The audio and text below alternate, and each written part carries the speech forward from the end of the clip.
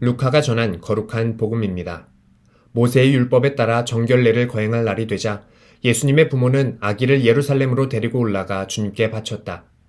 주님의 율법에 태를 열고 나온 산의 아이는 모두 주님께 봉헌해야 한다고 기록된 대로 한 것이다. 그들은 또한 주님의 율법에서 산비둘기 한 쌍이나 어린 집비둘기 두 마리를 바치라고 명령한 대로 제물을 바쳤다. 그런데 예루살렘에 시메온이라는 사람이 있었다. 이 사람은 의롭고 독실하며 이스라엘이 위로받을 때를 기다리는 이였는데 성령께서 그 위에 머물러 계셨다. 성령께서는 그에게 주님의 그리스도를 뵙기 전에는 죽지 않으리라고 알려주셨다. 그가 성령에 이끌려 성전으로 들어갔다. 그리고 아기에 관한 율법의 관례를 준수하려고 부모가 아기 예수님을 데리고 들어오자 그는 아기를 두 팔에 받아 안고 이렇게 하느님을 찬미하였다. 주님, 이제야 말씀하신 대로 당신 종을 평화로이 떠나게 해주셨습니다. 제 눈이 당신의 구원을 본 것입니다. 이는 당신께서 모든 민족들 앞에서 마련하신 것으로 다른 민족들에게는 계시의 빛이며 당신 백성 이스라엘에게는 영광입니다. 주님의 말씀입니다. 그리스도님 찬미합니다.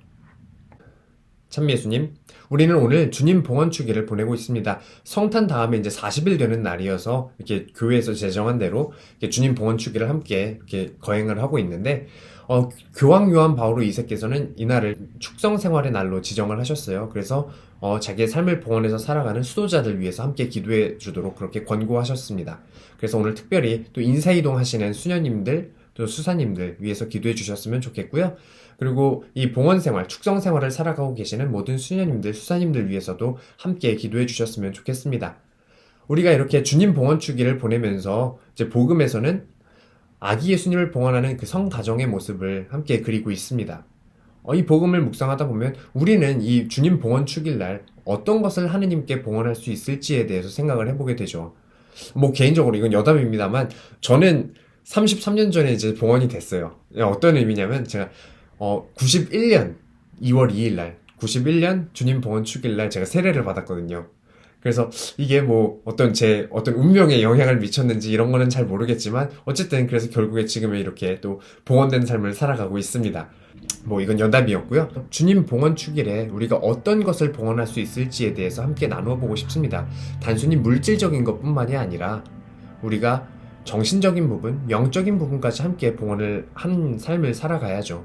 그래서 영적인 부분에서 특히 살펴보면 우리는 좋은 것들을 많이 봉헌할 수 있죠. 우리가 기도를 봉헌할 수 있고요.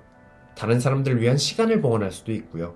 다른 사람들 위해서 선행을 하면서 그런 것들을 봉헌할 수 있고요. 우리의 마음을 봉헌할 수도 있습니다. 그런데 이런 긍정적인 부분, 좋은 부분뿐만이 아니라 나의 좋지 못한 부분, 부정적인 부분까지 하나님께 봉헌할 수 있어야 되는 삶을 살아야 할 것 같습니다. 나의 욕심, 다른 사람들 미워하는 마음, 다른 사람들에 대한 시기나 질투, 이런 나의 좋지 못한 부분까지도 하느님께 온전히 드러내고 그분께 봉헌할 때 그것이야말로 오롯이 내 존재 전체를 봉헌하는 그러한 참된 의미의 봉헌이 되지 않을까 생각을 해봐요.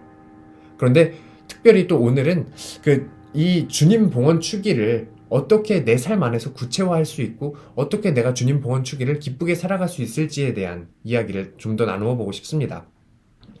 이게 복음 내용을 살펴보면 시메온이라는 사람이 이제 그 당시에 예언자로서 이제 사람들을 받는 아기들을 이렇게 봉헌하는 이 가정으로부터 아기들을 받아서 축복해주는, 오늘날로 치면 세례식 같은 그런 느낌이겠죠. 그래서 아기들을 이제 봉헌할 때 거기에서 어떤 오늘날의 사제와 같은 그런 역할을 하고 있었던 사람입니다. 그러면 얼마나 많은 아기들을 그렇게 받아 안았겠어요. 저도 지금 미국에 와서만 해도 그 100명이 넘는 아이들을 벌써 세례를 준 기억이 나요. 뭐 한 명 한 명 다 기억하지는 못하지만. 그리고 저뿐만이 아니라 모든 신부님들도 또한 진짜 수백 명의 아이들을 세례를 주고 수백 명의 아이들을 마주했을 겁니다. 다 기억하지 못하겠죠. 그런데 오늘 특별하게 시메온은 아기 예수님이 들어오자 그 아기 예수님을 들고 들어오는 그 성가정을 보자마자 아기를 받아 안고 하느님께 찬미 노래를 부릅니다. 어떻게 그럴 수 있을까요? 이 모습을 우리의 삶을, 우리의 일상으로 한번 가져와 봤으면 좋겠어요. 저뿐만이 아니라 모든 분들이 아마 대부분 비슷하실 거예요. 매일이 다른 스펙타클한 삶을 살아가는 사람은 별로 없을 겁니다. 매일매일 따분하게 살아가는 사람도 있을 수도 있고, 매일매일 그냥 약간의 기쁨을 느끼면서 그냥 매일 똑같이 살아가는 사람도 있고, 또 때로는 그냥 뭐 가정일, 학교, 때로는 뭐 어떤 일에, 직장에서 이렇게 지쳐서 그냥 매일매일 그냥 따분하게 또 지침으로 가득 찬 그런 삶을 살아가는 사람들도 있을 겁니다. 그냥 매일매일이 뭐 다람쥐 쳇바퀴 돌듯이 이렇게 똑같이 돌아가는 일상입니다. 그런데 그러한 일상 안에서 내가 하느님의 말씀을, 하느님의 뜻을, 하느님의 사랑을 발견하는 순간 그 날은 바로 시메온이 오늘 아기 예수님을 발견한 그 날이 될 겁니다. 그래서 아기 예수님을 발견한 그 시메온은 이렇게 외치죠. 주님, 이제야 말씀하신 대로 당신 종이 평화로이 떠나게 해주셨습니다. 제 눈이 당신의 구원을 본 것입니다.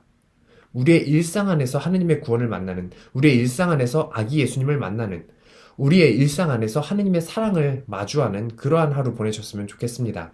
바로 이것이 아기 예수님의 그 봉헌 추기를 우리의 일상으로 가져오는, 또 아기 예수님의 봉헌 추기를 진정한 의미를 느끼면서 우리가 즐길 수 있는 방법 중에 하나가 아닐까 생각을 해봅니다.